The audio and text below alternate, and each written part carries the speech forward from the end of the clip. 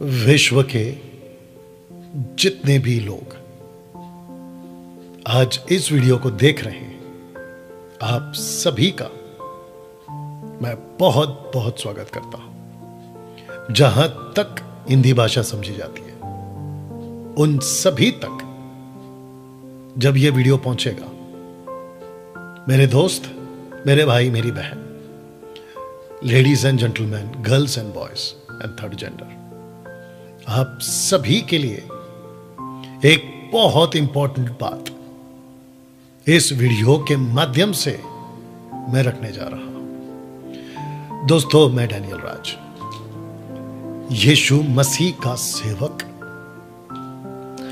Bible की बातों पर विश्वास करने वाला मैं, और बाइबल से आपके बीच लिखा है कि 9 सच्चाइयां। इस 9 सच्चाई पर आज आप लोगों से बात करूंगा। मैं समझता हूं कि जैसे ये वीडियो आपके पास पहुंचेगी, आपके दिमाग में सबसे पहला प्रश्न ये आएगा, मुझे देखते देखते, बस सुनते सुनते, ये आदमी तो ईसाई है, ये तो क्रिश्चियन है। तो सबसे पहले आपके मन में उठ रहा वो प्रश्न का उत्तर दे दूं कि मैं ईसाई नहीं हूं, मैं क्रिश्चियन नहीं हूं, मैं आपकी तरह हड्डी मांस का इंसान हूं और इसी पृथ्वी का वासी हूं, भारत में जन्मा हूं, भारत की संविधान को लेकर चलने वाला, और क्योंकि मेरा जन्म भारत में हुआ है और इसलिए क्योंकि मैं भारतीय हूं पहले,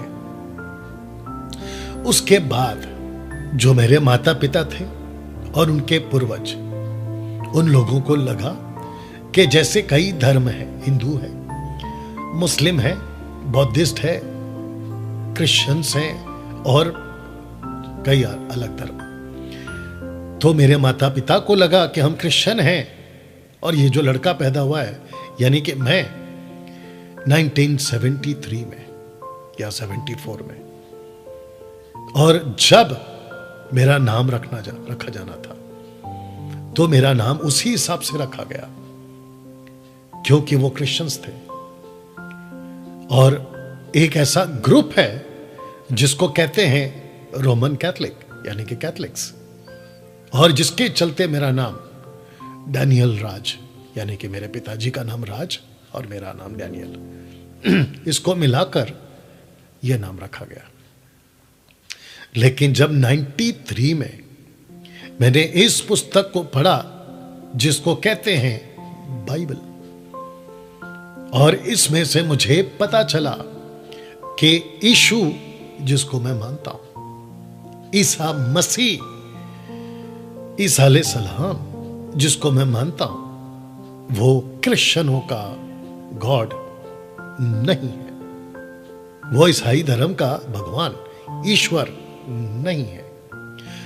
मुझे इस बाइबल ने सिखाया और समझाया और बताया कि जिस यीशु की बात मैं आपके बीच में कर रहा हूं, वो सबका है, मानव जाति के लिए इस पृथ्वी पर वो पैदा हुए आज से 2024 साल पहले। दोस्तों, जहां यीशु पैदा हुए थे वो क्रिश्चियन कंट्री नहीं है, बल्कि वो इज़राइल का एक क्षेत्र जिसको कहते हैं यरूशलेम, उसके अंदर एक और क्षेत्र जिसको कहते हैं बेथलेहम, और यीशु के जो वंशज थे वो यहूदी थे, जिसको जूविश कहते हैं, यहूदी। और जब मैंने इस बाइबल को पढ़ा और जो मेरे पूर्वजों ने और मेरे माता पिता ने मुझे सिखाया कि हम क्रिश्चियंस हैं, और जब मैंने इसको पढ़ा तो पता चला कि हम क्रिश्चियंस नहीं हैं। बाइबल ऐसी कई बातों में और कई जगहों पर यह बात को कहती है कि हम परमेश्वर के बेटा बेटी तब बनते हैं जब हम यीशु पर विश्वास करते हैं। यूहन्ना की किताब, उसका पहला अध्याय वचन 12। तो दोस्तों, उस वसीले से और उस वजह से मेरा यह दायित्व है कि 8 बिलियन पॉपुलेशन की इस दुनिया में जहां तक मेरी हिंदी भाषा, जो आप लोग अभी समझ रहे होंगे, या जहां तक हिंदी भाषा समझी जाती है, उन सभी तक और उन लोगों तक ये 9 सच्चाइयां, बाइबल की 9 सच्चाइयां आप लोगों के बीच में मैं रख सकूं। लिखा है कि बाइबल की 9 सच्चाइयां जिसे हम सब मनुष्यों को मानना ही पड़ेगा। यह फैक्ट है। ये कुछ ऐसे सत्य हैं, कटु सत्य, कड़वा सच है, जिसको हमें मानना पड़ेगा। अब कौन कैसा मानता है, किसका कैसा फेथ है, किसका कैसा ईमान है, कौन कौन सी किताब को लेके चलता है, वो सेकेंडरी है, वो अलग विषय है। लेकिन जब आप इस वीडियो को देख रहे हैं तो इस पुस्तक से, जिसको कहते हैं बाइबल, इसकी 9 सच्चाइयां हैं जो मैंने जांची, मैंने ढूंढा, जिसको परखा, और मुझे लगा कि इस वीडियो के माध्यम से ये 9 सच्चाइयां मैं आप लोगों के बीच में रख सकूं। दोस्तों, आप जब इस वीडियो को देख रहे हैं, मैं चाहता हूं कि एक एक सच्चाई, कुल मिलाकर 9 सच्चाई, एक एक करके देखिएगा, सुनिएगा और आखिर तक देखिएगा, बात को समझिएगा। क्योंकि ये वो आदमी है, जब मैं ऐसा कह रहा हूं ना कि आखिर तक देखिएगा, तो ये वो आदमी नहीं है जो पैसे कमाने के लिए कह रहा है। क्योंकि मेरे वीडियो चैनल पर, और ना ही फेसबुक के पेज पर, और ना ही इंस्टाग्राम पर मुझे किसी प्रकार का कोई पैसा मिलता है। मैंने किसी प्रकार का कोई मोनेटाइज नहीं कराया है। अगर आप अभी पहली बार देख रहे हैं, सब्सक्राइब नहीं किया है, कर लीजिए, आपको अगर ठीक लग रहा है। आज का मेरा ये वीडियो मसीह समाज के लिए तो है ही। मसीह समाज से मेरा मतलब है जो यीशु मसीह के फॉलोवर्स हैं, उनके लिए तो है ही। लेकिन मेरा सबसे पहला मकसद उन सभी लोगों के लिए है जो हिंदू हैं, मुस्लिम्स हैं, बौद्धिस्ट हैं, पारसी हैं, आदिवासी हैं, और अलग अलग विश्व के 7-8 मेजर रिलीजन्स। ये वीडियो आप लोगों के लिए बातें रख रहा हूं। आपको कैसा ठीक लगता है ये आपके ऊपर है। तो क्या आप तैयार हैं? सबसे पहला है ये वाला, परमेश्वर है, जिसका एक वचन कहता है, इब्रानियों की किताब, जिसको बाइबल में हम पढ़ते हैं, the book of Hebrew, chapter 11 verse 6, लिखा है, क्योंकि परमेश्वर के पास आने वाले को विश्वास करना चाहिए कि वो है। सबसे पहली चीज, इस प्लैनेट पर, इस पृथ्वी पर 800 बिलियन की जो आबादी है, और भारत की 140 के भी ज्यादा, इन सब को यह मानना पड़ेगा। और वो खास करके नास्तिक लोग जो ईश्वर पर विश्वास नहीं करते, उन सबको यह मानना पड़ेगा, पहली बात, कि परमेश्वर है। परमेश्वर है। अब सबसे बड़ा सवाल इस पॉइंट पर, अगर परमेश्वर है तो वो कौन है? क्योंकि ऐसी बात, ऐसी कॉन्सेप्ट या लॉजिक ये लगाकर मन की तसल्ली के लिए कि सब एक है, सब रास्ते एक हैं, सब मिलाकर एक है, अगर सब एक हैं, बहुत ध्यान से सुनिएगा, तो इतने झगड़े क्यों? ईश्वर के नाम पर, गॉड के नाम पर, भगवान के नाम पर, जाति धर्म के नाम पर ये इतने कत्ल क्यों? एक दूसरे को नफरत से देखना, अपनी अपनी सीमाओं की रेखा खींच देना कि वो तुम हो, ये हम है, ऐसा क्यों? तो ये बात साबित करती है कि ये तथ्य गलत है कि सब एक है, सब एक नहीं है। दोस्तों, जब हमें कोई चीज पता नहीं होती है ना, तो हम किसी को भी कुछ भी मान बैठते हैं। लेकिन जब कोई आकर हमको ज्ञान देता है ना, जब हमको सत्य बताता है ना, और जिसको हम मानते आ रहे थे, जब उसकी पहचान हमारी सच्चाई से कराता है ना, तब दिमाग की बत्ती जलती है, तब हमें सत्य पता चलता है। कुछ नम्र बनकर उस सत्य को स्वीकार करते हैं और कुछ बगावत करते हैं कि तुम कौन होते हो हमको सिखाने वाले, हम तो पूर्वजों से ये करते आ रहे हैं। ठीक है, ये तो वास्तविक है, जिसका जैसा दिमाग, जिसकी जैसी सोच, वो वैसा चलेगा, इसमें कोई बहस का विषय नहीं। जिसको जैसा मानना है वो वैसा माने, लेकिन उसका क्या कसूर है जो आपको सत्य से अवगत करा रहा है? उसको सत्य तो बताने दीजिए ना। मानना या नहीं मानना ये आपके ऊपर है। दूसरी चीज मैं मसीह समाज को भी कहना चाहता हूं, खास करके उन सेवकों को कहना चाहता हूं जो पास्टर, अपोस्तल, रेवरेंड या जो भी नाम लेके घूमते हैं। मेरा यीशु जिस पर मैं विश्वास करता हूं और उसके चेले जो बाइबल को लिखने में सहायता करें, इनमें से किसी ने कभी भी किसी पे परमेश्वर के पीछे चलने के लिए जबरदस्ती नहीं करी। उन्होंने रास्ता दिखाया और कहा ये रास्ता है, चलना नहीं चलना ये आपका चुनाव है। जी, मैं भी वही करूंगा और मैं भी वही कर रहा हूं आपके लिए। अगर अभी इस वक्त में कोई मेरा भाई बहन, लड़का लड़की, थर्ड जेंडर, आप ईसाई नहीं है, ईसाई से मेरा मतलब होता है हमेशा क्राइस्ट फॉलोवर। आपने कभी बाइबल नहीं पढ़ी और आपको पढ़ने की भी जरूरत नहीं पड़ी क्योंकि आपका वो लाइन नहीं है। उसके बावजूद मैं आपको कह रहा हूं, अगर सत्य को कोई आपको बता रहा है और उसमें अगर आपको पता चल रहा है कि यस ये विषय सोचने लायक है, क्योंकि अंध भक्त बनकर या अंधे बनकर हम कहीं पे भी नहीं जाते, हम जांचते हैं। हम अगर पीते हैं तो जांचते हैं, खाते हैं तो जांचते हैं, खरीदते हैं तो जांचते हैं, पहनते हैं तो जांचते हैं, हर चीज की जांच करते हैं। और मुझे खुशी है कि हम ऐसे युग में जी रहे हैं जहां पर विज्ञान, जहां पर ज्ञान, जहां पर जानकारियां की इतने सारे रिसोर्सेस हैं और इतने सारे माध्यम हैं। मैं तो चाहता हूं कि एक एक चीज की जांच करो, अपने वालों की और जो मैं बता रहा हूं उसकी, और फिर उसके बाद एक नतीजे पे आओ। पता है क्यों? क्योंकि अगर आपने खुद नहीं जांचा और आप खुद धोखे में चल रहे हैं तो आप अपनी पूरी नस्ल को धोखे में रखोगे, आप अपने आने वाले पूरे जनरेशन को धोखे में रखोगे, जो कि कई सदियों से पीछे से चला आ रहा है। दोस्तों, याकूब की किताब जो बाइबल की है उसका 2:19 क्या कहता सुनिए। लिखा है कि तुझे विश्वास है कि एक ही परमेश्वर है, तू अच्छा करता है, दुष्ट आत्मा भी विश्वास रखते और थर थराते। ये दुष्ट आत्मा कौन है दोस्तों? ये इस पृथ्वी के वासी नहीं है, ये उस पृथ्वी या उस दुनिया के वासी हैं जिसको कहते हैं स्वर्गीय वासी, हेवनली बीइंग्स। इनको यहां पैदा नहीं किया गया, इनको इस प्लेनेट पर ना ही बनाया गया। ये वो दूत हैं जो एक वक्त में सच्चे परमेश्वर के पास रहते थे।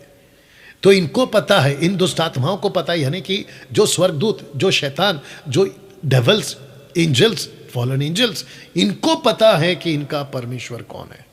यही तो लिखा है। अब प्रश्न उठता है कि जिसने ईश्वर के नाम पे प्रतिमा बनाई है, वो चाहे पत्थर की हो, लकड़ी की हो, प्लास्टिक की हो, लोहे की हो, मिट्टी की हो, सोने चांदी और हीरे की हो, लिखा है कि हम जानते हैं मूरत जगत में कोई वस्तु नहीं है।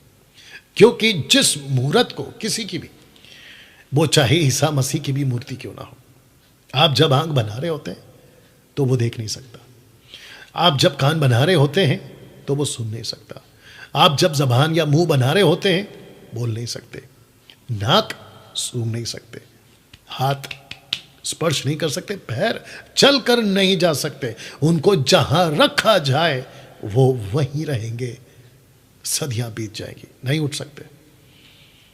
तब जाकर लेखक यानी कि बाइबल ये कहती है कि मूरत जगत में कोई वस्तु नहीं, एक को छोड़ कोई परमेश्वर नहीं। इस पृथ्वी पर हम ईश्वर नहीं बना सकते, क्योंकि इस पृथ्वी को एक ईश्वर ने बनाया। जो व्यक्ति आपसे बात कर रहा है, आप ही की तरह हड्डी मांस का इंसान, जिसको हम कहते हैं कि पहला पुरुष और पहली औरत, जिसका नाम है एडम एंड ईव, आदम और हवा, उसको उस परमेश्वर ने कैसे बनाया? मिट्टी से, जिसको कहते हैं धूल। क्या जो इंसान मिट्टी से बना है और जिस परमेश्वर ने उसको मिट्टी से बनाया, क्या वो ऐसी ताकत रखता है या उसके पास में इतनी औकात है कि वो अपने बनाने वाले को बना दे? इसको हम मूर्खता का कार्य कहेंगे। दोस्तों, बहुत ध्यान से सुनेगा।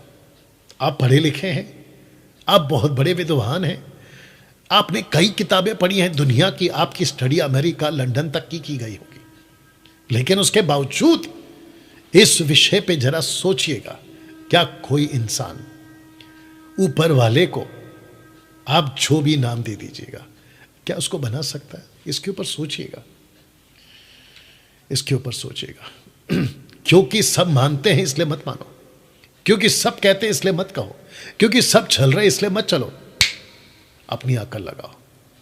आजकल तो दौर भी चल रहा है ना कि अपनी अकल लगाओ, तो मैं भी कहता हूं कि अपनी अकल लगाओ, बात को समझो। अब दोस्तों, एक ऐसा वचन आपके बीच में रखने जा रहा हूं। जब हम कहते हैं, यानी कि मैं जब कह रहा हूं, मेरी बात कर लेते हैं कि डैनियल भाई, आप तो कह रहे हो कि एक को छोड़ दूसरा कोई परमेश्वर नहीं है, तो कैसे जाने कि वो एक परमेश्वर कौन है? और कैसे कह सकते हैं ये जो लेखक है, जिसका नाम है पौलुस, सेंट पॉल, इसकी बात पर हम कैसे यकीन करें? तवज्जो दें, ये वचन पढ़िए।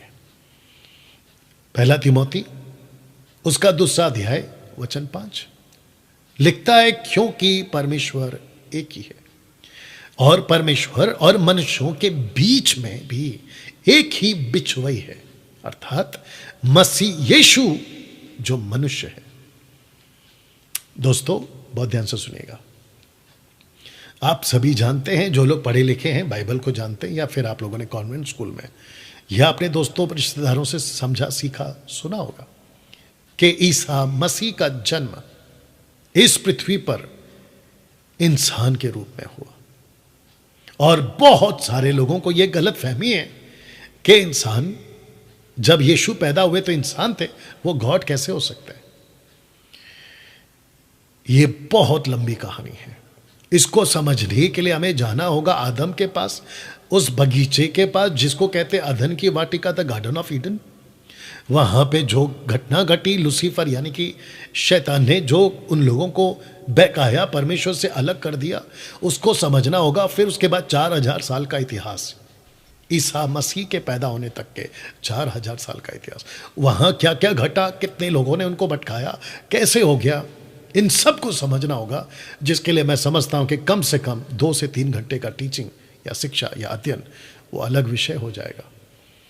बट इसको समझिएगा कि यीशु का जन्म मनुष्य के रूप में ही क्यों हुआ, क्योंकि मनुष्य को समझाने के लिए कि परमेश्वर कौन है, मनुष्य बनकर ही परमेश्वर को नीचे आना पड़ा।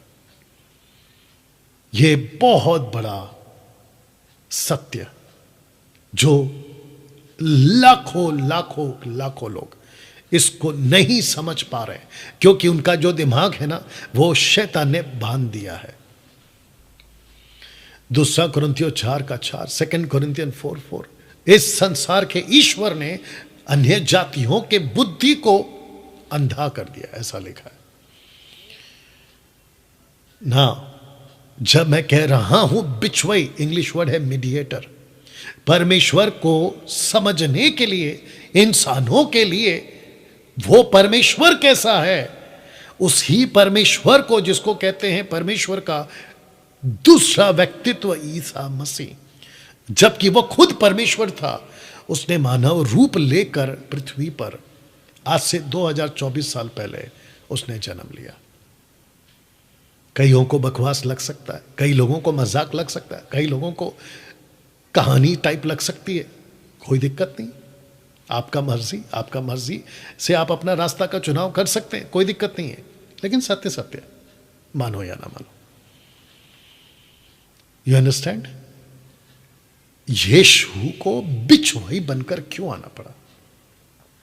तो यह वचन समझाता है। कुलुसियों की किताब 1:15, कोलोसियंस चैप्टर 1:15 कहता है वह, यानी ईसा मसीह, यीशु मसीह, लिखा है वह तो अदृश्य, इनविजिबल, अदृश्य परमेश्वर का प्रतिरूप और सारी सृष्टि में पहलौटा। अब सबसे ज्यादा इंपॉर्टेंट पॉइंट जो ये है, प्रतिरूप, image, who is the image of invisible God. Yeshu कौन थे? परमेश्वर को इस पृथ्वी पर मानव जाति को समझाने के लिए जो बिचवाई बनकर आया, वो परमेश्वर था और पृथ्वी पे 33.5 साल परमेश्वर का प्रतिरूप बनकर, इमेज ऑफ इनविजिबल गॉड बनकर इस पृथ्वी पर घूम रहा था। और कहता है 2:9 उसी पुस्तक में कहता है, क्योंकि उसमें, ब्रैकेट में यीशु की बात हो रही है, कॉन्टेक्स्ट में इसलिए लिखा है मैंने, उसमें ईश्वरत्व की सारी परिपूर्णता सदैव वास करती है। गॉडलीहुड, गॉडली हेड।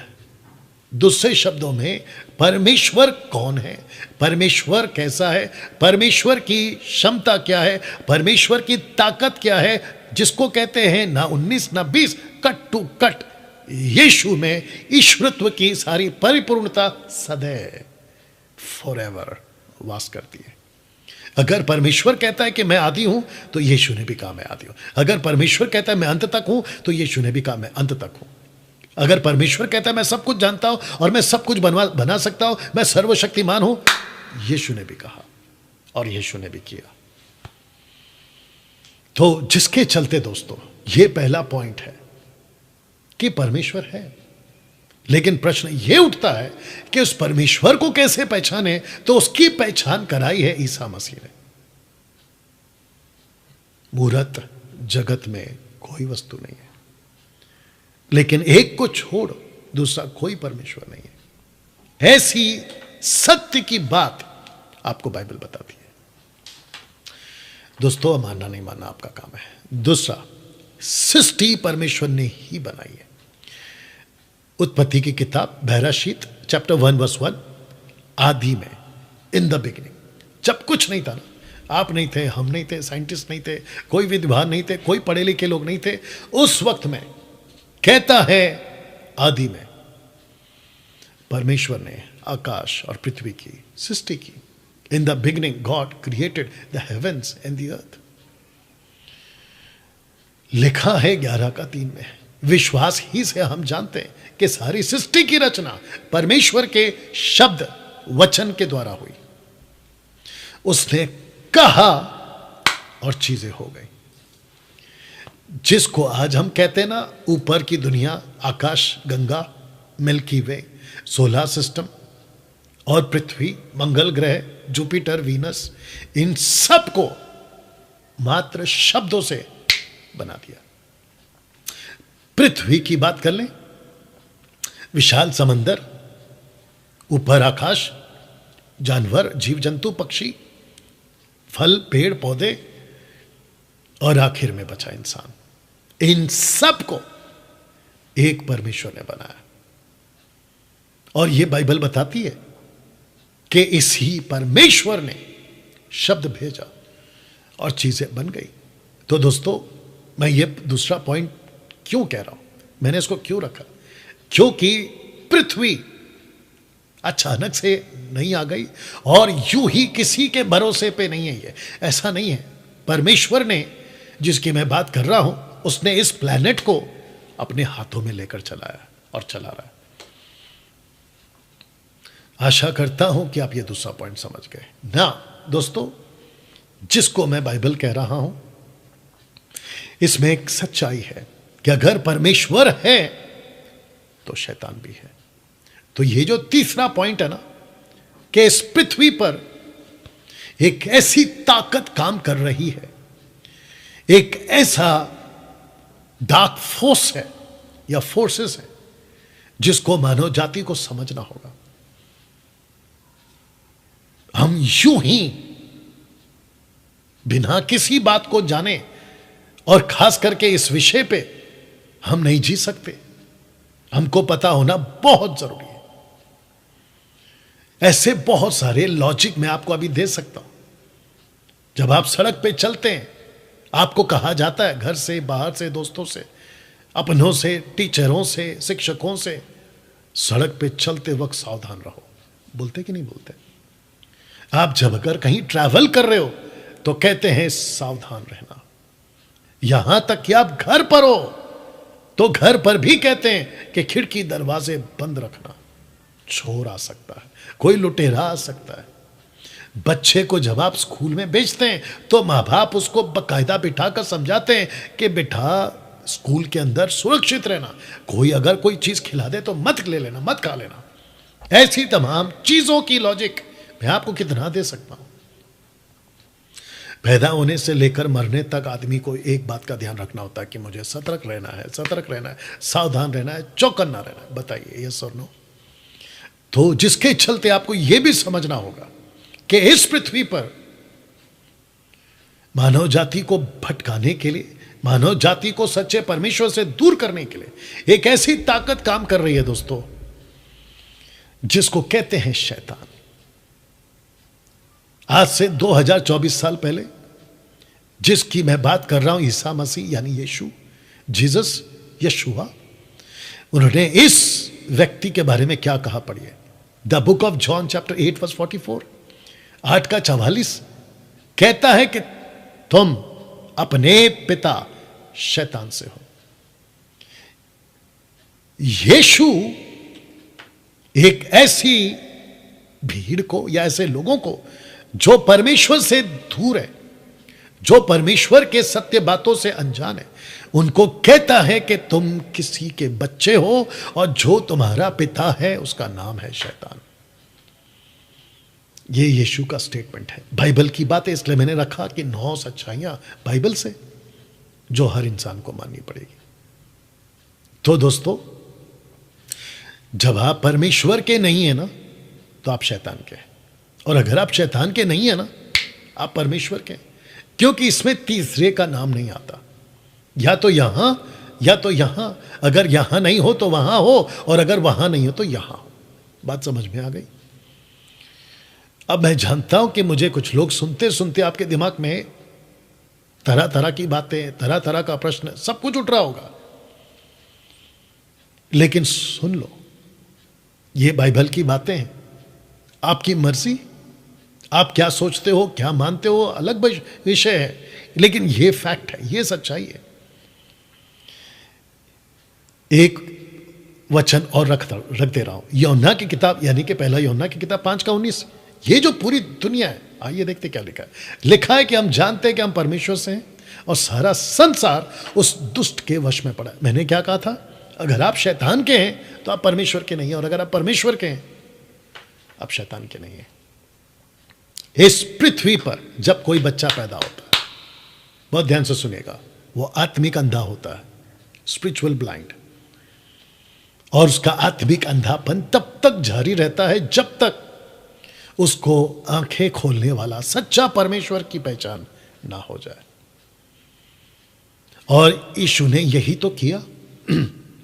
एक छोटा सा कनेक्शन देता हूं आपको। कनेक्शन यहां है कि एक व्यक्ति थे यीशु के पहले, उसका नाम था यूहन्ना, जिसको इंग्लिश में कहते जॉन द बैप्टिस्ट। वो जेल में थे क्योंकि हेरोदेस के कारण उनको जेल में डाल दिया गया था। उन दिनों की बात है। उन्होंने अपने चेलों को बुलाया, किसने? जॉन द बैप्टिस्ट ने, और कहा कि जिसकी मैंने गवाही दी थी यानी ईसा मसीह, उनको जाके पूछो कि आप ही हो या फिर आपके अलावा कोई और है। इस विषय को लेकर यूहन्ना के चेले यीशु के पास आते, मत्ती के 11वें अध्याय में, और यीशु वचन 4 में क्या कहते हैं? वचन 5 तक पढ़ूंगा। लिखा है कि यीशु ने उत्तर दिया, जो कुछ तुम सुनते हो, देखते हो, वो सब जाकर यूहन्ना से कह दो कि अंधे देखते हैं, अंधे देखते हैं। ये कौन सा अंधापन है? ये शारीरिक अंधेपन की बात नहीं हो रही है दोस्तों, ये बात हो रही है आत्मिक अंधेपन की। इसको एंड कैसे करते हैं पता है? यीशु जी कहते हैं, वचन 6 को पढ़ रहा हूं, लिखा है कि धन्य है वह जो मेरे कारण ठोकर ना खाए। तो इसका मतलब यह हुआ कि यीशु के कारण, दूसरे शब्दों में बहुत ध्यान से सुन लीजिएगा, अगर यीशु को नहीं समझे आप, ठोकर खाने का चांसेस लाख% बढ़ जाएगा। अगर यीशु को समझ गए तो आप ठोकर नहीं खाओगे। जॉन द बैप्टिस्ट के साथ यही हो रहा है ना। एक है परमेश्वर, दूसरा है उसी ने दुनिया बनाई, तीसरा सच्चाई कि आपको यह मानना पड़ेगा कि एक शैतान है जो आपको भटका सकता है। उससे बचिएगा, क्योंकि लिखा है कि वो तुम्हारा पिता है और झूठ का पिता है, इसके पास सत्य नहीं है। यीशु कहता है, मुझे जिस दिन तुम जान लोगे, सत्य को जिस दिन तुम जान लोगे, तुम आजाद हो जाओगे। किससे? इस पिता से। उस पिता को जानने के लिए, इस पिता से छूटने के लिए बीच में आकर खड़ा होता है आपका मेरा ईसा मसीह, मानव जाति के लिए। और एक बात बोल दे, लगे हाथ, ध्यान से सुनना। मैंने बीच में एक पोस्ट बनाया था, अगर आप लोगों तक पहुंचा होगा, कि जो सोया हुआ आदमी और जो मरा हुआ आदमी में कोई फर्क नहीं है। क्योंकि जो आदमी सो रहा है, ना उसका देश है, ना उसका जात है, ना उसका धर्म है, ना उसका कोई अपना है, ना उसकी कोई प्रॉपर्टी है, उसका कुछ नहीं। वो जब सो रहा है ना, वो टोटल शून्य है, जीरो। और यही होता है आप मरे हुए आदमी के साथ। जब आदमी मर गया तो उसका कोई नहीं है, उसका कुछ नहीं है। देश बाद में आता है, जाति बाद में आती है, आपका धर्म बाद में आता है, आपकी प्रॉपर्टी बाद में आती है, आपके अपने बाद में आते हैं। सबसे पहला आता है कि आपको बनाया किसने, आपको बनाया किसने। जितने मसीह लोग हैं, आपको भी लगे हाथ एक बात बोल दो। जितने यीशु के मानने वाले लोग हैं, लगे हाथ आपको भी एक बात बोल दो, आपका उद्धार हो गया। यूहन्ना 17:3 यीशु कहता है कि उद्धार आपका तब हुआ है जब तुमने सच्चे परमेश्वर को जाना और उसको जिसको उसने भेजा, यानी यीशु मसीह को। अनंत काल का जीवन यह है कि तू सच्चे परमेश्वर को और उस परमेश्वर यीशु मसीह को जिसने उसे भेजा जानो। अगर नहीं जाना, गई भैंस पानी में, खत्म, वहीं पे खेल खत्म। या मत्ती 16:26 को मत भूलिएगा, सबको कह रहा हूं। यीशु जी कहते हैं, तुमने पूरी दुनिया को जीत लिया, तुम पूरी दुनिया को हासिल कर गए, लेकिन अपने आत्मा को नहीं बचा पाए, सोल। बादशाह सिकंदर याद होगा ना, king Alexander, the great king Alexander, आपको याद होगा। उसके बारे में कहा जाता है कि उसने पूरी दुनिया जीती, लेकिन जब गया तो दोनों हाथ खाली। ये कड़वा सच, कटु सत्य आपको स्वीकार करना होगा। दोस्तों, चौथा सच्चाई 9 में से, बाइबल की 9 सच्चाइयों में से चौथा सच्चाई यह है कि मनुष्य पापी है। मनुष्य पापी है। डैनियल भाई, आप कैसे कह सकते हैं किसी को कि वो पापी है? जी हां, मैं इसलिए कह सकता हूं क्योंकि अगर आदम ने गलती नहीं की होती तो हम में से कोई पापी नहीं होता। अगर आदम ने पाप नहीं किया होता तो हम में से कोई पाप नहीं करता, पापी नहीं होता। इनफैक्ट हम में से किसी को यह शब्द नहीं मिलता कि तुम पापी हो।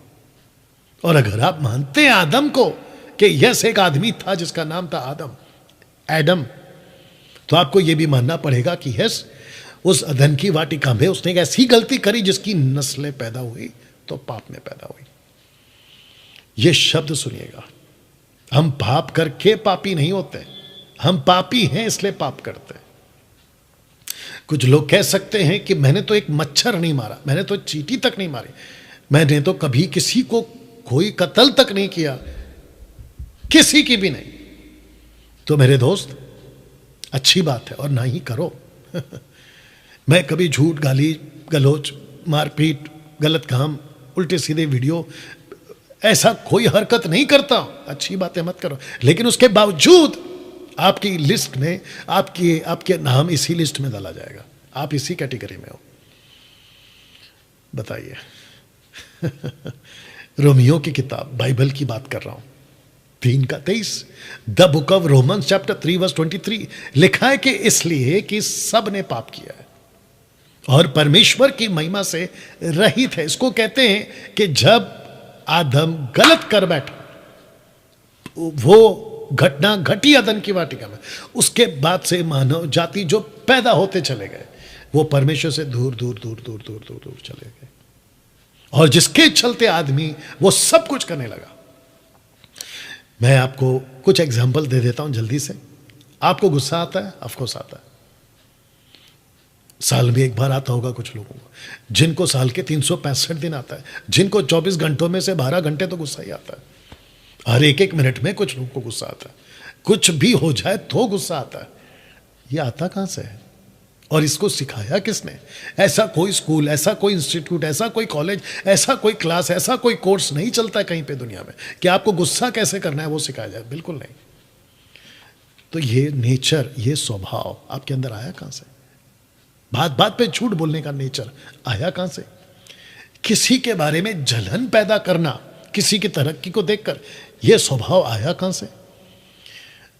आप किसी लड़की को, औरत को, भाई को, बहन को, पुरुष को, स्त्री को गलत नजर से देखने का थॉट आया कहां से? आप कोई चीज को देखते हैं, पैसा हो, सोना चांदी हो, लालच आया कहां से? सब अंदर से है। इसलिए जीसस क्या कहते हैं? यीशु कहते हैं कि जो बाहर से अंदर जाता है ना, वो मनुष्य को अशुद्ध नहीं करता, बल्कि जो अंदर से बाहर आता है वो। और अंदर पूरी गंदगी भरी हुई है, अंदर पूरा गंदा भरा हुआ इंसान के। किसी भी घर में पैदा हो जाए, किसी भी देश में पैदा हो जाए, किसी भी कौम में पैदा हो जाए, उसकी रग रग में पाप बसा हुआ है। डैनियल भाई, ठीक है, इससे छुटकारा कौन देता है फिर?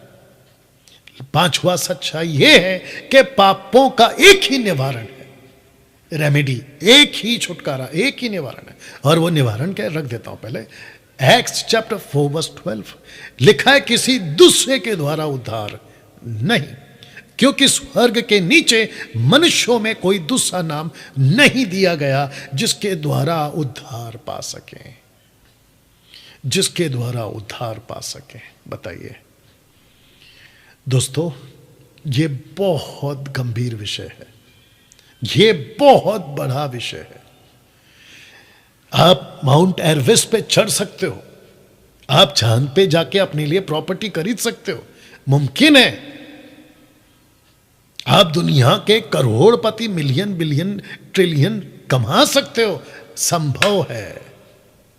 आप दुनिया की कोई भी चीज में आप सक्सेस, कामयाबी पा सकते हो, लेकिन खुद के पापों से छुटकारा मनुष्य कभी नहीं पा सकता, मनुष्य कभी नहीं पा सकता।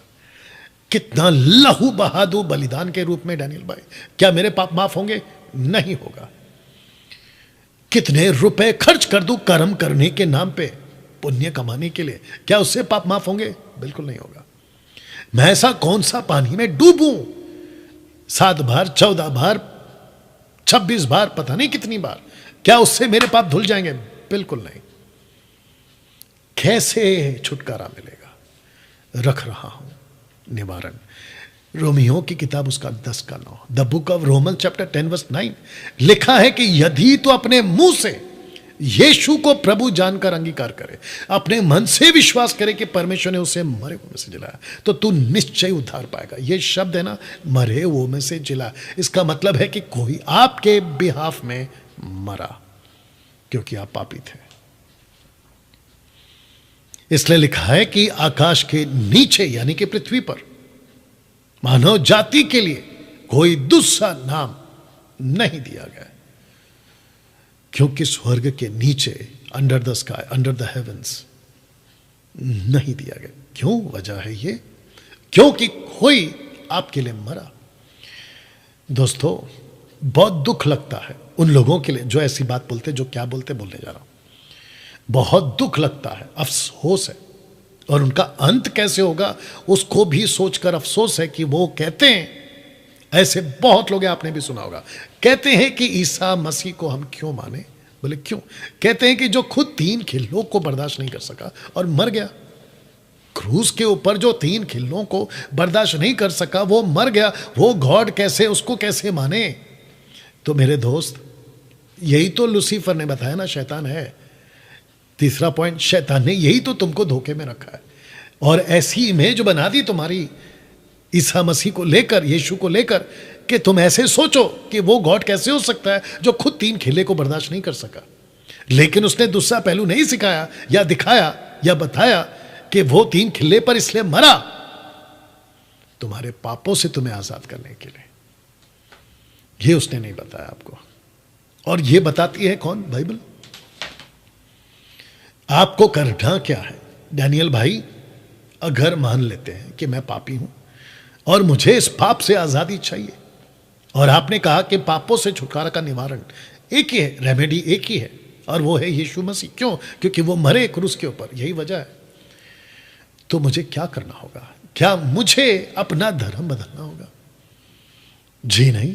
क्या मुझे अपना नाम बदलना होगा? बिल्कुल नहीं। क्या मुझे अपने कपड़े, तौर तरीके, कल्चर, क्या वो सब कुछ बदलना होगा? बिल्कुल नहीं।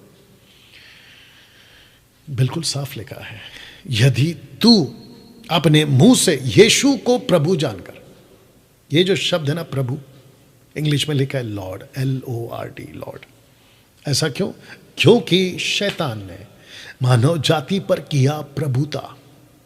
यीशु पृथ्वी पर आए उसकी प्रभुता को खत्म करने, तो आपको स्वीकार करना होगा कि मैं उसकी प्रभुता पे नहीं, अब मैं यीशु की प्रभुता पर चलूंगा। इसलिए आपको यीशु को प्रभु करके स्वीकार करना होगा। लिखा है कि प्रभु जानकर अंगीकार करे, उसी का उद्धार होगा। कितना सिंपल है, मुंह से कबूल करो, मन से विश्वास करो कि यीशु मेरा प्रभु है, फिनिश, खत्म। आपके पूर्वजों का पूर्वजों का पूर्वजों का पूर्वजों का जो भी श्राप बंधन आपके ऊपर था, वो सब एक झटके में खत्म हो जाता है। लगे हाथ। आजकल के so called prosperity preachers, so called deliverance ministry करने वाले पास्टर्स, उनको बड़ी सख्त शब्दों में कहना चाहता हूं, यीशु के वचनों का मजाक मत बनाइए।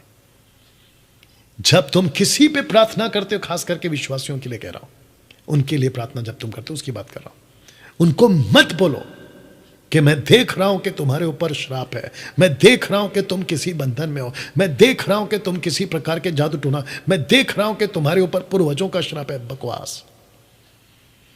क्योंकि 2 कुरिन्थियों 5:17 से आगे कहता है कि यदि कोई मसीह में है वो नई सृष्टि। एक झटके में आप वचन को पढ़िए, लिखा है कि निश्चय उसका उद्धार हो जाता है उसी पल, उसी क्षण, the same moment when he accept Christ.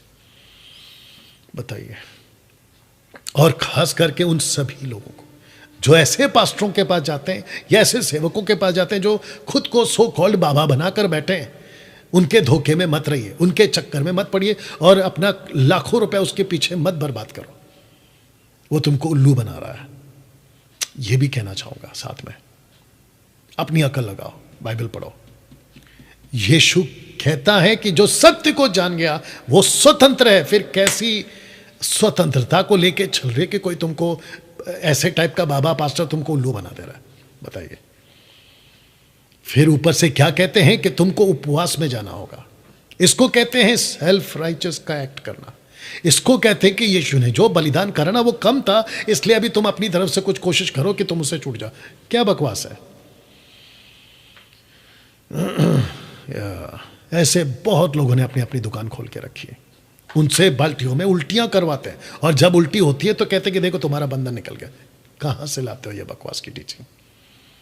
हम सब के लिए ये वचन काफी है, ये बाइबल काफी है, जो कि कहती है कि तुम आजाद हो गए। फिनिश। उसके बाद आपका जो मसीह जीवन है ना, यीशु के साथ का जीवन, उसको वैसे जीना है जैसे यीशु कहता है, फिर खेल खत्म। जब तक तुम उसके दायरे में हो तब तक तुम सुरक्षित हो। अगर तुम खुद ही दायरा छोड़ के बाहर जाओगे तो ऐसे बाबा पास्टर टाइप के लोग अगर प्रार्थना भी कर ले तो भी तुम्हारा कुछ नहीं होगा। लगे हाथ और एक बोल देता हूं, और मैं जानता हूं कि इस वक्त में काफी लोग मुझे सुन रहे हैं, आप देख रहे हैं। किसी पास्टर से प्रार्थना मत करवाइए। जिस दिन आपका उद्धार हो जाता है उस दिन आपको सिर्फ और सिर्फ यीशु से प्रार्थना करना है। किसी से प्रार्थना मत करवाइए। मैं आपको सीधे साफ लाइन में बोल रहा हूं। ऐसा एक भी स्क्रिप्चर आपको नहीं मिलेगा कि जहां किसी ने विश्वासी बनने के बाद किसी सेवक को कहा हो कि मेरे लिए प्रार्थना कर दो, मेरी आज तबीयत ठीक नहीं है, मेरा ये प्रॉब्लम है, मेरा वो प्रॉब्लम। आपको नहीं मिलेगा, डंके की चोट पे बोल रहा हूं। जिस किसी ने भी प्रार्थना करवाई है ना, या तो सेविकाई के लिए करवाई है, उन्होंने अगर उपवास और प्रार्थना भी किया ना तो मिशन काम के लिए किया, मिशनरी काम के लिए। वो चाहे पौलुस की बातें हो कुलुस्सियों की किताब 4 अध्याय वचन 3 में कि मेरे लिए प्रार्थना करो कि परमेश्वर द्वार खोल दे। अगर पतरस ने खड़े होकर एक्ट चैप्टर 4 में अगर प्रार्थना करिए 25, 26, 27 वचन में, तो कहता है कि प्रार्थना करता हूं कि हमको वो ताकत दे कि हम बड़े ताकत से तेरा वचन सुनाए। अगर आप मुझे याकूब की किताब उसका 5वां अध्याय वचन 13, 14, 15 रखोगे ना तो फिर उसका कॉन्टेक्स्ट गलत है, क्योंकि वहां पर आप विश्वासियों की बात हो रही है, विश्वासियों की बात नहीं हो रही है। धर्मी जन के प्रार्थना के प्रभाव से बहुत कुछ हो सकता है। एलिया कौन था? धर्मी। आप कौन है? एलिया से भी ज्यादा धर्मी। क्यों? क्योंकि आपके अंदर जो धार्मिकता है वो व्यवस्था की नहीं, आपके अंदर जो धार्मिकता है वो यीशु की धार्मिकता है। तो सबसे बड़ी धार्मिकता किसकी हुई? यीशु की।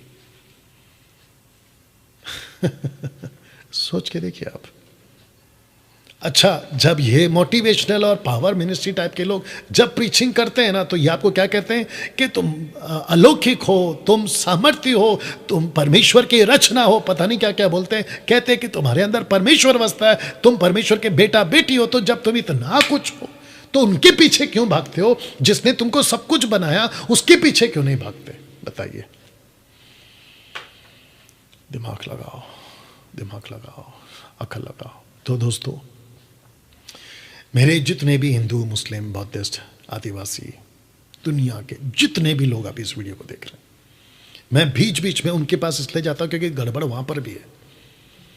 तो जितने अभी देख रहे हैं, इस कॉन्सेप्ट को समझ रहे हैं, मुक्ति, मोक्ष, सैल्वेशन, उद्धार सिर्फ और सिर्फ एक ही जरिया है, और वो जरिया है कि यीशु को प्रभु जानकर स्वीकार कर लो।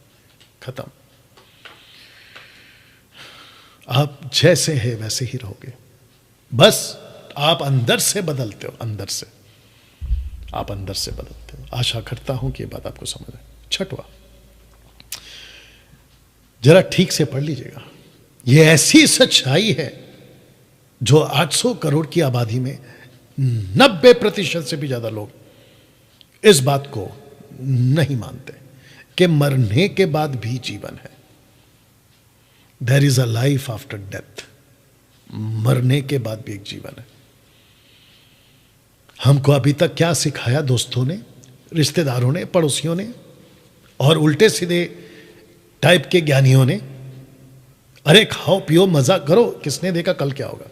बोलिए, बोला है कि नहीं बोला? आप यही तो सुन सुन के बड़े हुए ना, आप ऐसे ही माहौल में रह के बड़े हुए ना।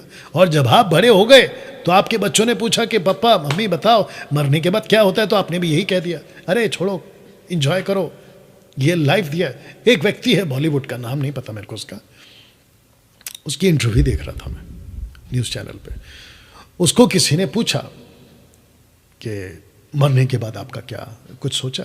तो उस व्यक्ति की मूर्खता का स्टेटमेंट आपको बता रहा हूं। कहता है कि ऊपर वाले ने, उसने जो भी बोला, कहता है कि ऊपर वाले ने हमको ये दुनिया दी है, ये विशाल दुनिया दी है, और वो उसने इसलिए दी है क्योंकि सुबह सूरज निकलता है रोशनी देने के लिए, रात को चांद निकलता है रोशनी देने के लिए, और उसने बिल्कुल आकाश को खाली नहीं रखा, बीच में टिमटिमाती तारे बना दिए, और फिर उसने हमको खाने के लिए, पीने के लिए हर चीज दिया है।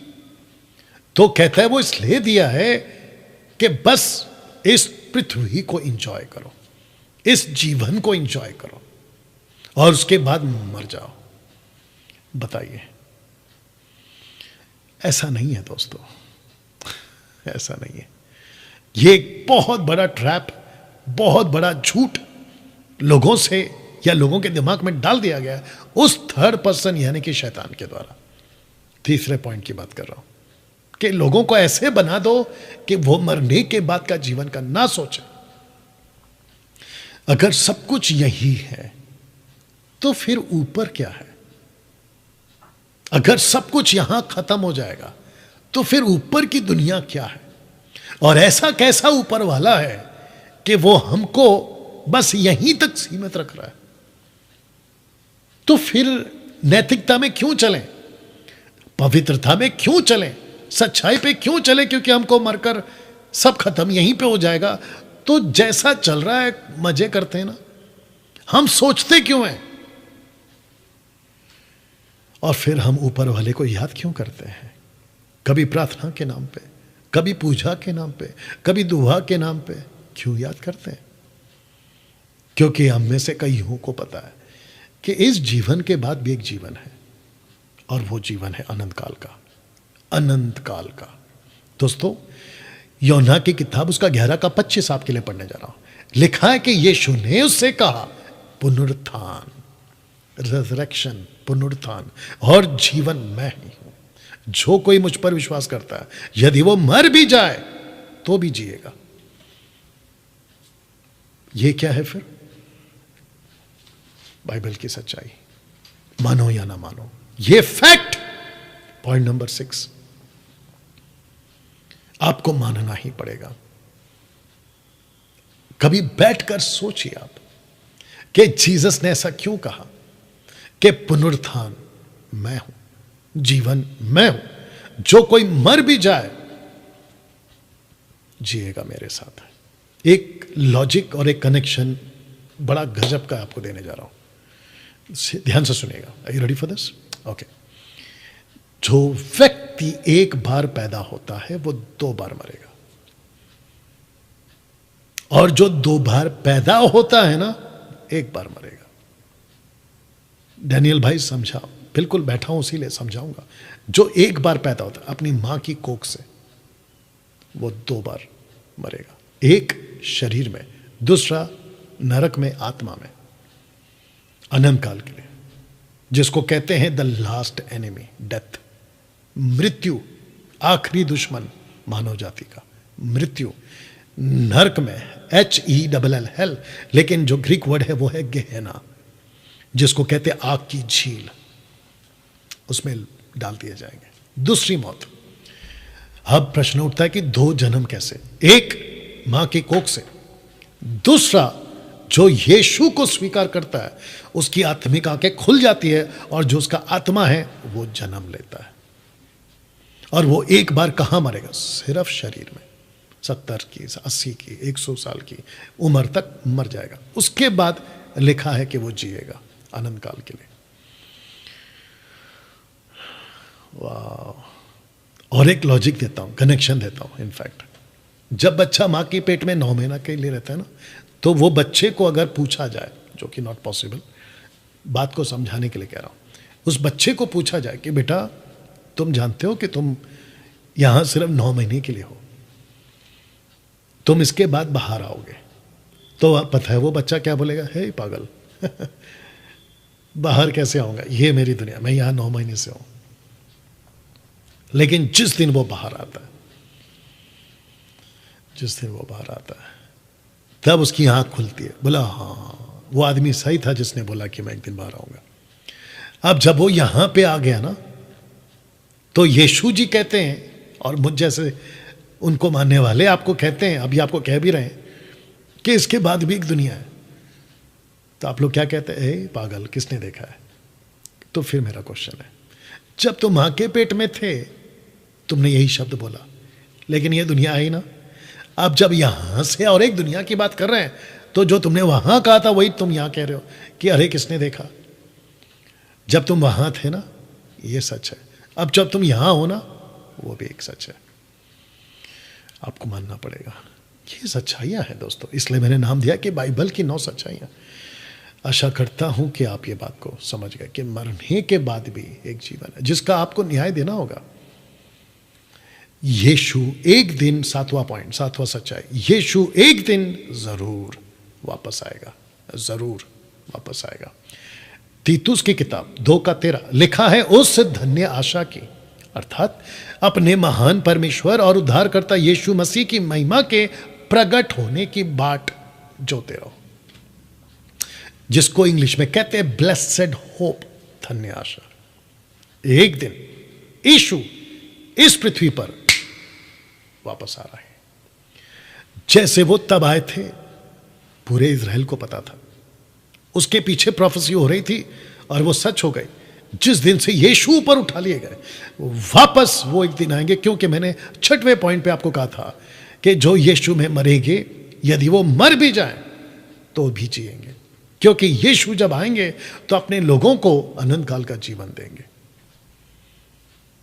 मजाक लग रहा होगा आपको, लेकिन ये सच है, मानो या ना मानो।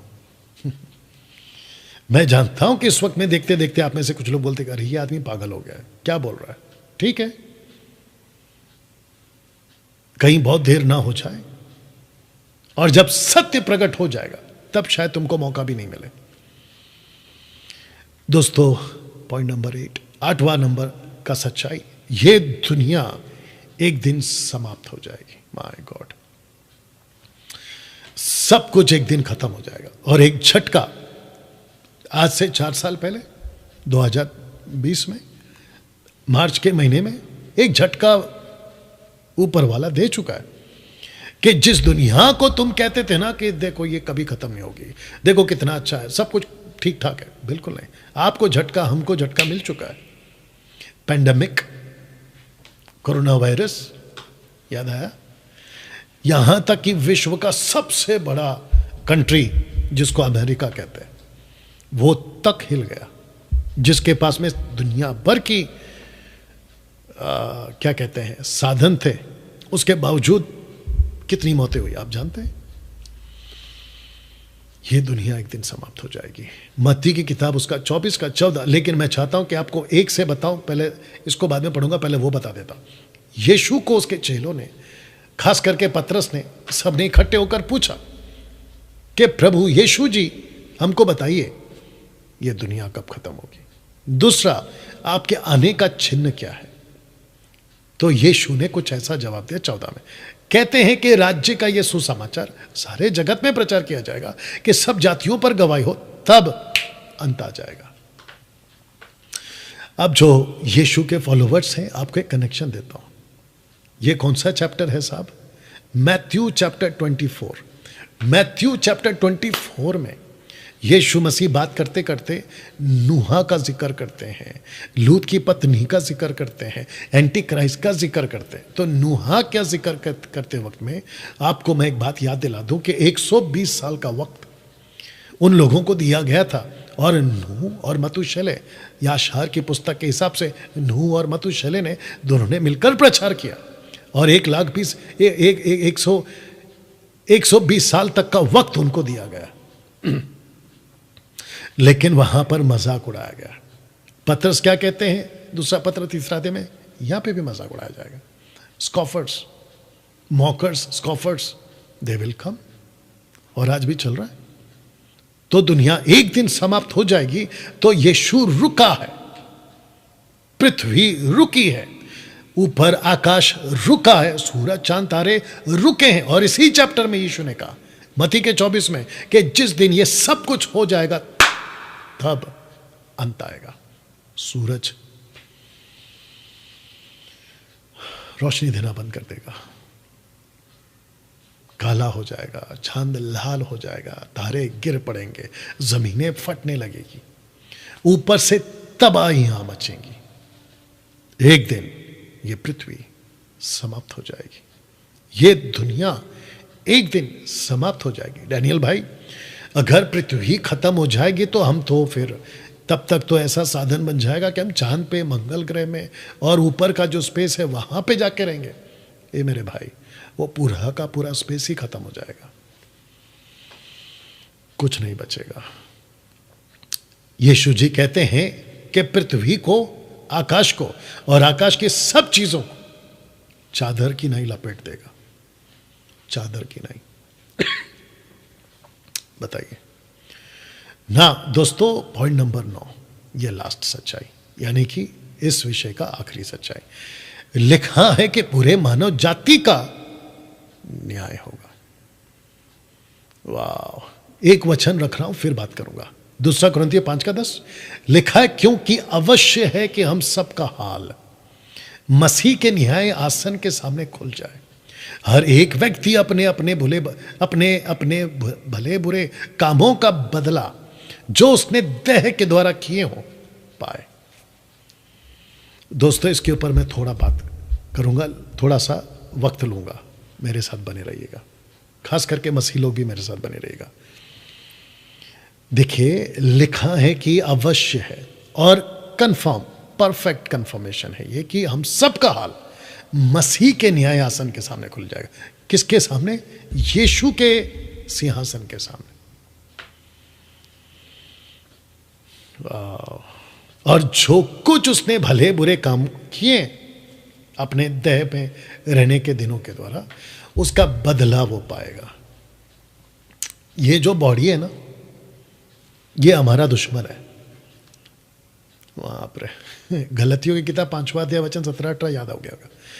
आत्मा शरीर और शरीर आत्मा के विरोध में आपस में लड़ते हैं ये लोग।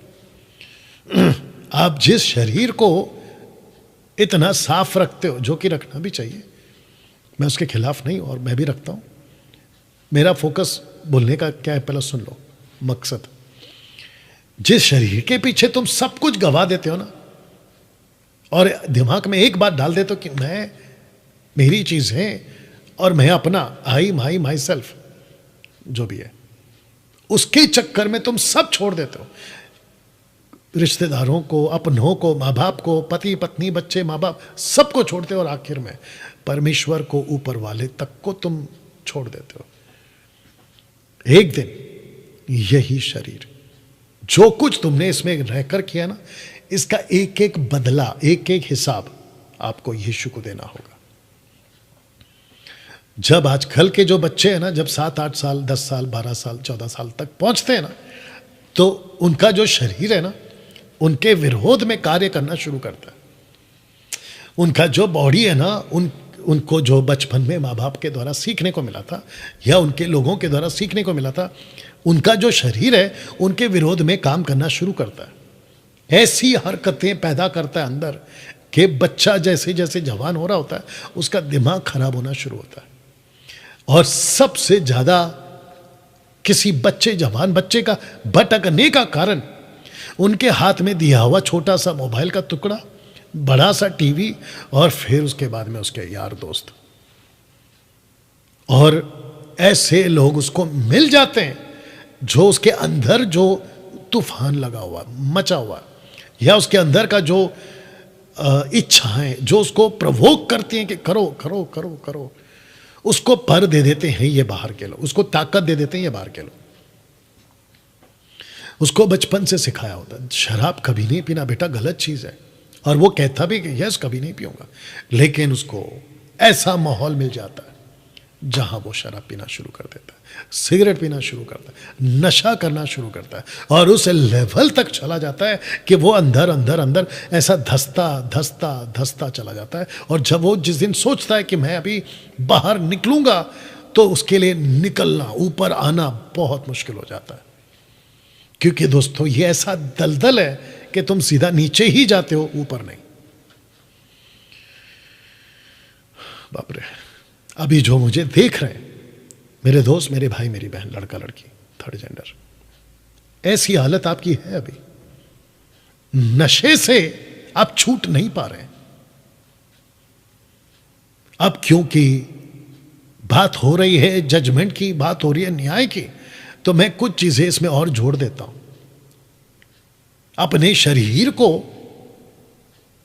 आप अपने शरीर की मर्जी के हिसाब से नहीं छोड़ सकते। आप अपने जो शरीर के द्वारा पाप होते हैं ना, उस पाप के हवाले या उसके कब्जे में आप नहीं सौंप सकते। आपको लड़ना होगा उससे, अपनी शारीरिक इच्छाओं से आपको लड़ना होगा। आपको उसको उसके साथ में बैटल करना होगा कि नहीं ये गलत है, ये गलत है, ये गलत है। आपको खुद के माइंड को प्रिपेयर करना होगा। Sex before marriage, self sex, जिसके बाद आता है आजकल जो कि बड़ा कॉमन हो गया है, जिसको कहते हैं सेक्स, कहीं पे भी मिल जाएगा आपको, कैसे भी मिल जाएगा। बहुत ध्यान से सुनिएगा, सेक्स आज इतना सस्ता हो गया है कि आपको ऐसे मिल जाएगा। बहुत ध्यान से सुनिएगा, पड़ोस में, शहर में, स्कूल्स में, कॉलेजेस में, ऑफिस में, कॉर्पोरेट वर्ल्ड में ऐसे ही मिल जाएगा आपको आज की तारीख में। और बताइए, अगर कहीं बंद कमरे में बैठे हो वहां मिल जाएगा। बहुत सारे साधन हैं। और साथ ही साथ जब फिजिकली, व्यक्तिगत तौर पे दो व्यक्तियों का बदन आपस में जब ना मिलने का मौका मिले तो फिर एक रास्ता और है, और उसको कहते हैं फोन सेक्स। फोन के माध्यम से सेक्स।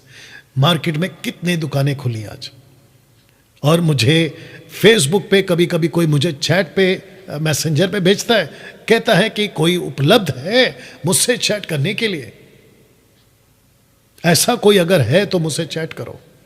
और जैसे ही आपके व्हाट्सएप पे कोई लड़की कोई मैसेज भेजती है, आजकल कितना सारा क्या कहते हैं, फ्रॉड का चक्कर चल रहा है। आप उसकी वीडियो देखते हैं, आपकी फोटो बन जाती है।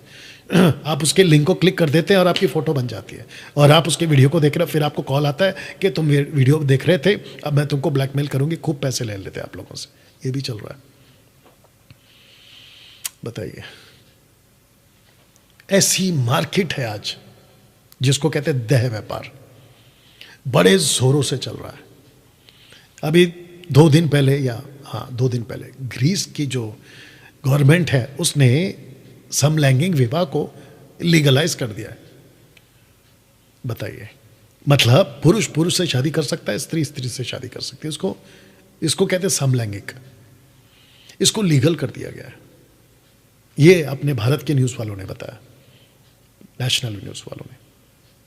बताइए, और क्या कुछ नहीं है आज की तारीख में, और किसी को कोई फर्क नहीं पड़ता। ऐसा लगता है कि सबका ज़मीर मर चुका है। गालियां देना बिल्कुल कॉमन हो गया है, कत्ल करना बिल्कुल कॉमन हो गया। एक ऐसी दुनिया तैयार हो रही है, अगर मैं गलत नहीं हूं मुझे समझिएगा, पहले मेरे शब्द को पकड़िएगा। एक ऐसी दुनिया तैयार हो रही है, मुझे ऐसा महसूस हो रहा है, जहां किसी को कोई डर नहीं है। यस और नो? किसी का डर नहीं है, ना माँ बाप का, ना बड़ों का, ना टीचरों का, और ना ही लॉ एंड ऑर्डर का, पुलिस वालों का। किसी का डर नहीं है। एक ऐसी दुनिया तैयार हो रही है। दोस्तों, अगर ऐसा हो गया और इसकी जो सीमा है बढ़ती चली गई कि सड़कों पे कोई खौफ नहीं, किसी का डर नहीं, बेहिसाब गुनाह करते जाओ, करते जाओ, करते जाओ। आजकल जो मूवीज बन रही है वो कैसी बन रही है? जो दिल करता है वो करो, जो मन करता है वो करो, जो तुमको ठीक लगता है वो करो, किसी की परवाह मत करो, किसी की मत सुनो, जो ठीक लगता है करो। आजकल ये मैसेज आ रहा है फिल्मी दुनियाओं से।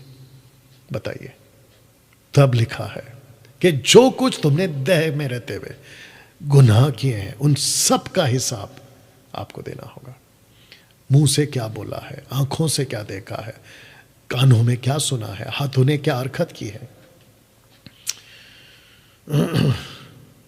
मैं कहना चाहता हूं, लगे हाथ ये भी, हस्त मैथुन, मास्टरबीट या जो भी है, मत करिए।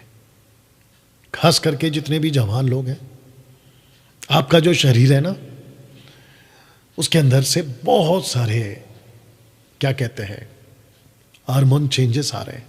अगर मैंने ठीक बोला हो तो बहुत कुछ बदल रहा है आपके अंदर से, देख देख कर, सुन सुन कर। आपका जो शरीर है ना, वो वासना की तरफ बढ़ रहा है, बढ़ रहा है, बढ़ रहा है, बढ़ रहा है। 17 साल का लड़का, 14 साल का लड़का, लड़की, आपके अंदर वासना की जो चाहत है ना, उसकी जो सीमा है, चरम सीमा पर बढ़ रही है। और आपको ऐसा लगता है, आपका शरीर कहता है कि मुझे कुछ चाहिए, चाहिए, चाहिए, चाहिए। और जब नहीं मिलता है तो आप खुद के शरीर के साथ वो सब कुछ करते हैं जिनका असर आत्मिक तौर पे तो पड़ता ही पड़ता है, लेकिन आपके शारीरिक तौर पे भी पड़ता है। आप कमजोर हो जाते हैं। आपके साथ में आपका जो शरीर है ना, उसके साथ में बहुत गंदा असर पड़ता है। सबसे पहला डैनियल भाई कैसे बचें, सबको कह रहा हूं, सबसे पहला किसके साथ आपकी फेलोशिप है वो चेक करो। आप सबसे ज्यादा क्या देखते हैं वो चेक करो।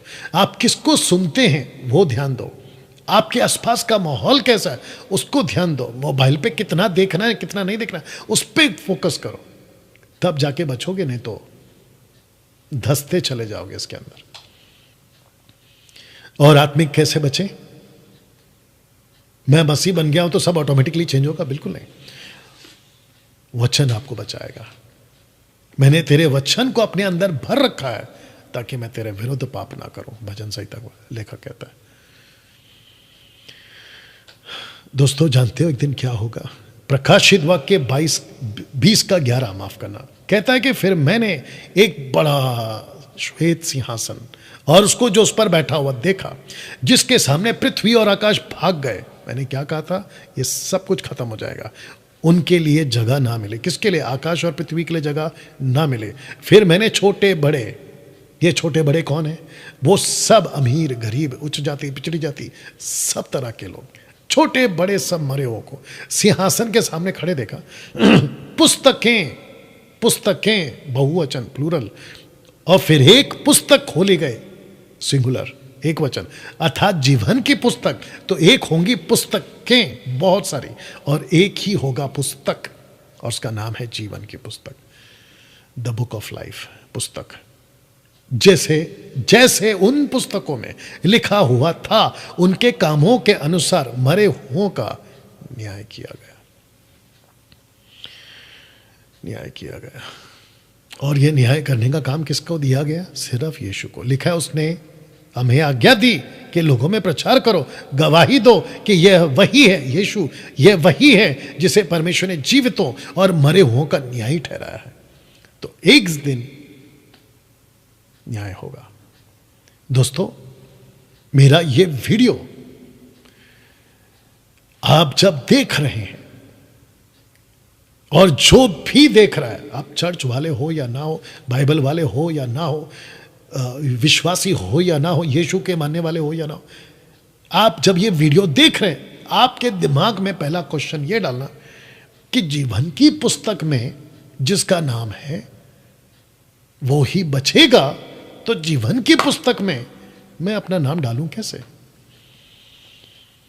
क्योंकि जिस किसी का भी नाम जीवन की पुस्तक में लिखा हुआ ना मिला, आगे का लाइन वही है, इसको पढ़ लीजिएगा आगे जाके 13, 14, 15, ठीक है ना?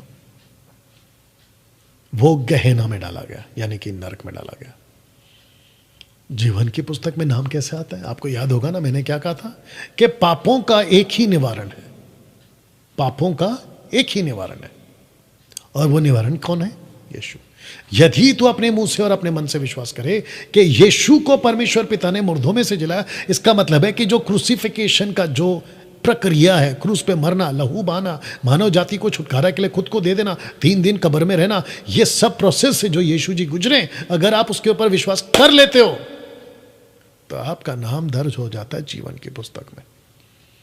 दोस्तों ये सच्चाई नंबर 9 आपके लिए रखा था मैंने, क्योंकि मानो या ना मानो, ये सच्चाई है कि एक दिन आपको खड़े होना होगा, छोटे हो या बड़े।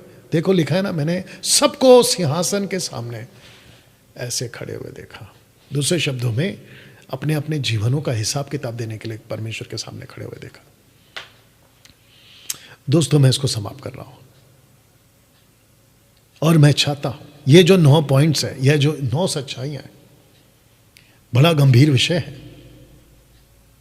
अगर आपने इसको एक एक करके देखा, और अगर आपको फिर भी नहीं समझ में आया, वापस पीछे जाइए, फिर से देखिएगा, समझिएगा। और इसको देखते वक्त में आपका जो अंतरात्मा है, योर इनर मैन, आपका आत्मा अंदर से आपको क्या बोल रहा है। ऐसा हो सकता है कि आपने ये वीडियो किसी को शेयर किया या उसको कहा कि अरे कोई आदमी है डैनियल नाम का, वो ये बोल रहा है, तुम भी सुनो। और अगर उसको पट्टी नहीं पड़ी, क्योंकि लूसीफर का पट्टी उसके ऊपर पड़ा, वो तुमको भी भटकाएगा क्योंकि खुद भटका है। और वो तुमको ये बोल सकता है, अरे क्या बकवास सुनता है तू, अरे ये कुछ नहीं होने वाला। Be careful. और जितने मसीह लोग हैं, आप जब ये लाइन को सुन रहे हैं और ये वीडियो देख रहे हैं, तो अपने अंदर एक प्रश्न जरूर पूछना, क्या ये 9 सच्चाइयों के साथ मैं चल रहा हूं? क्या ये 9 सच्चाइयों को मैंने अपना लिया है? क्या मैं इतना कंफर्म हूं कि जिस भी दिन मैं दुनिया से रुखसत होऊंगा, मैं जब उसके सामने खड़ा होऊंगा, तो यहां पे सिर्फ 2 ही शब्द निकलेगा, एक होगा गिल्टी और दूसरा होगा नॉट गिल्टी। तो आपका जो ज़मीर है, अंतरात्मा है, वो आपको क्या कहेगा, गिल्टी या नॉट गिल्टी? इसकी कंफर्मेशन मरने से पहले कर लेना। दोस्तों, आशा करता हूं कि आप ये बात को समझे हैं। ये वीडियो अगर आपको अच्छा लगा, ऐसे लोगों के पास जरूर पहुंचाइएगा जिनको ये 9 सच्चाइयों की आवश्यकता है। अपना ख्याल रखें, मिलते हैं किसी अगले वीडियो के साथ। जय मसीह, गॉड ब्लेस।